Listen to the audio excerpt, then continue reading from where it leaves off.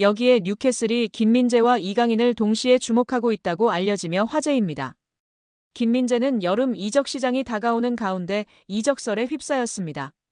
아킬레스건 부상을 당했음에도 온전히 회복을 하지 못하며 계속해서 경기를 뛰면서 점차 경기력이 떨어졌고 자연스레 이적 가능성이 전해졌습니다. 독일 FCB 차이퉁은 첼시뿐 아니라 뉴캐슬과 유벤투스도 김민재를 주시하고 있다고 설명했습니다. 특히 글로벌 매체 포포투는 24일 뉴캐슬은 김민재의 에이전트와 구체적인 대화를 나눴다. 뮌헨은 적절한 금액이 제시되면 김민재와 이별할 것이다라고 전했습니다. 매체에 따르면 뮌헨은 김민재의 몸값으로 5,500만 유로 약 890억 원에서 6천만 유로 약 970억 원을 요구하고 있습니다. 뉴캐슬의 김민재 영입설이 더욱 흥미로운 이유는 이강인에게도 관심을 보이기 때문인데요. 이강인도 김민재와 마찬가지로 이적 가능성이 계속해서 전해지고 있습니다.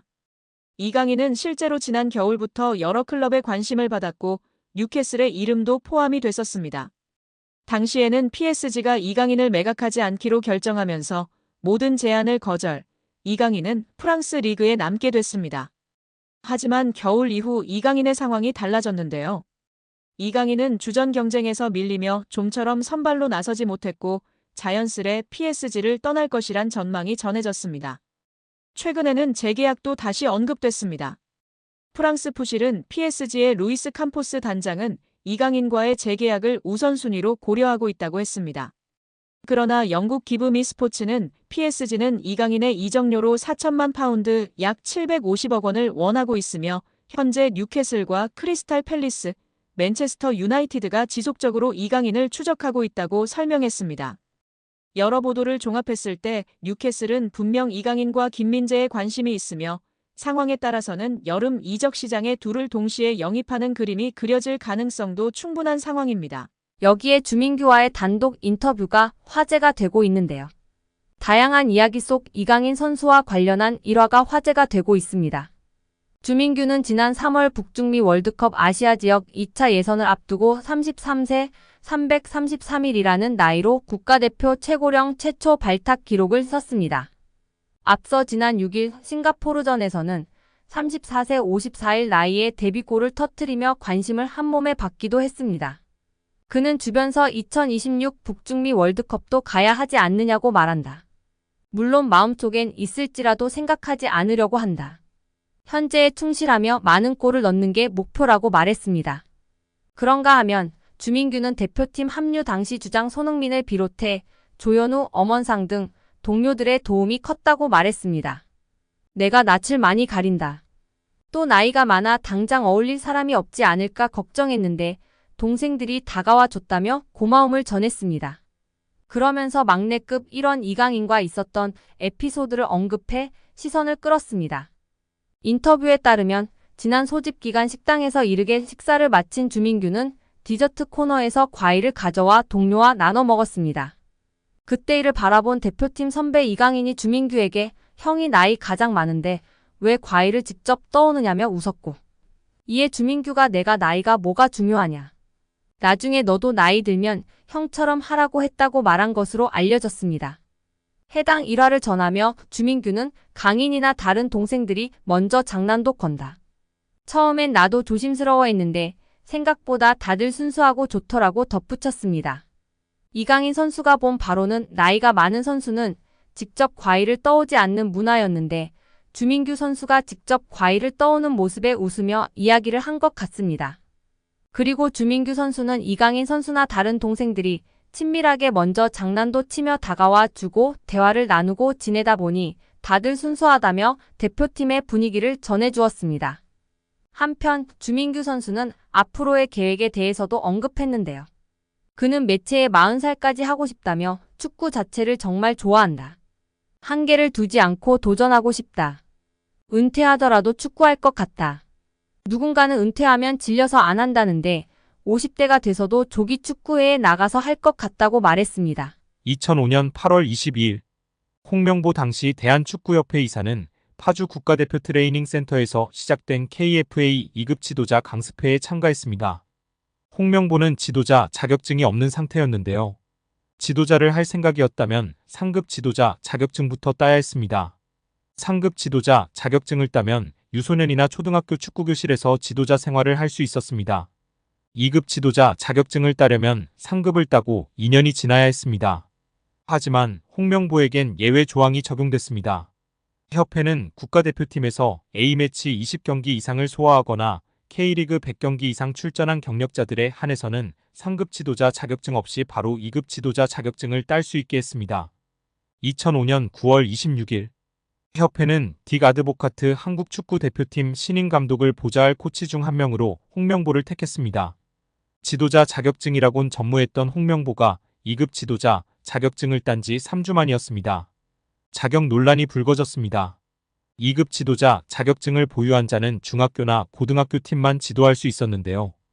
당시 KFA 규정에 따르면 대한축구협회 1급 지도자 자격증이나 아시아축구연맹 A급 지도자 자격증을 취득한 자만 대표팀 지도자로 일할 수 있었습니다. 협회는 당시 지휘권을 갖지 않는 보조 지도자 역할이기 때문에 홍명보 코치의 1급 자격증 취득 여부는 크게 문제될 것이 없다는 입장이었습니다. 지도자 경력이라곤 지도자 수업 3주뿐이었던 홍명보는 국가대표팀 코칭 스태프에 합류한 역사적인 사건이었습니다. 홍명보는 국가대표팀 코치를 맡은 지 1년이 채 지나지 않아 2006 독일 월드컵을 치렀습니다. 홍명보에게 국가대표팀 코치로 지도자 생활을 시작해 월드컵을 경험하는 데까지 필요했던 시간은 단 9개월이었습니다. 누군가는 평생의 꿈이 될 수 있는 월드컵을 경험하는데 홍명보는 속성 자격증 취득부터 돈으로 살 수 없는 월드컵 코치 경험까지. 정말 대단합니다. 이후에도 홍명보는 탄탄대로였습니다. 홍명보는 2006 독일 월드컵 후에도 국가대표팀에 남았는데요. 홍명보는 국가대표팀 코치로 2007 아시아 축구연맹 아시안컵, 2008 베이징 올림픽을 차례로 경험했습니다. 2006 독일 월드컵 16강 진출 실패, 2007 아시안컵 3위 및 음주 파문, 2008 베이징 올림픽 조별리그 탈락 등 대표팀은 실패를 거듭했지만 홍명보가 책임질 건 없었습니다. 홍명보는 2008 베이징 올림픽을 마친 후 감독 생활을 시작했습니다. 많은 축구 팬들이 알고 계신 것처럼 2010 광저우 아시안게임에서 한국은 한 수 아래로 평가받았던 UAE와의 준결승전에서 연장 접전 끝에 0대1로 졌습니다. 한국은 이 대회에서 3위에 머물며 홍명보의 경질이 예상되었습니다. 그러나 놀랍게도 홍명보는 경질되지 않았습니다. 아시안게임은 금메달이 아니면 의미가 없는 게 분명했고 지난 2002년 부산 아시안게임에서 3위를 한 박항서 감독이 경질되었던 사례가 있기에 명분은 차고도 넘쳤습니다. 그러나 협회는 홍명보를 경질하지 않았습니다. 심지어 2014년 브라질 월드컵에서는 본선 1승도 거두지 못하고 탈락했는데도 협회는 재신임을 발표했었습니다. 결국 여론의 반발이 점점 커지자 기자회견을 열어 자진 사퇴했었습니다. 이후 협회는 2017년 홍명보를 행정총괄 책임자인 전무이사로 내정했습니다. 당시 홍명보는 행정 경험이 전무했었습니다. 이렇게 협회와 홍명보는 아주 끈끈한 관계였으며 증명 없이도 임기를 보장받았었고 낙하산으로만 채용되었던 홍명보였습니다. 이번에도 프리패스로 채용된 것도 홍명보는 뭐 자연스러웠을 겁니다. 홍명보는 나를 버렸다. 이젠 대한민국 축구밖에 없다고 하며 대표팀 감독을 승낙했다고 밝혔었는데요. 홍명보가 버린 건 자신이 아닌 울산입니다. 울산은 3년 재계약을 맺은 지 1년도 지나지 않은 감독을 협회에 내어주면서 상처만 남겼습니다. 홍명보는 대표팀 감독으로 실력은 물론이거니와 도의 신의를 저버리는 인성도 문제가 있는 감독입니다. 속히 선임 취소 혹은 자진 사퇴만이 답입니다. 여기에 맨체스터 유나이티드가 파리 생제르맹 선수를 대거 영입하는 것을 추진하는 것으로 전해졌습니다. 프랑스 매체 PSG 인사이드는 PSG 선수 중 3명이 메뉴에 관심을 받고 있다. 메뉴는 이강인, 네베스, 멘데스 영입을 계획하고 있다. PSG가 챔피언스리그에서 선보인 경기력으로 인해 메뉴는 PSG 선수들에게 관심을 가지고 있다고 전했습니다.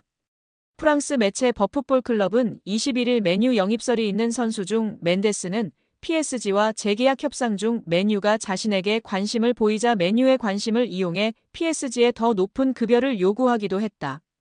멘데스는 지난 2월 PSG와 계약을 연장했고 1년 연장 옵션을 포함해 2030년까지 5년 재계약을 체결했다. 메뉴는 멘데스와 PSG의 재계약에도 불구하고 멘데스 영입을 포기하지 않을 것이라고 언급했습니다. 이 매체는 PSG는 맨유가 영입을 원하는 3명의 선수 중에서 올 여름 이적 시장에선 이강인만 이적 가능하다는 뜻을 나타냈다.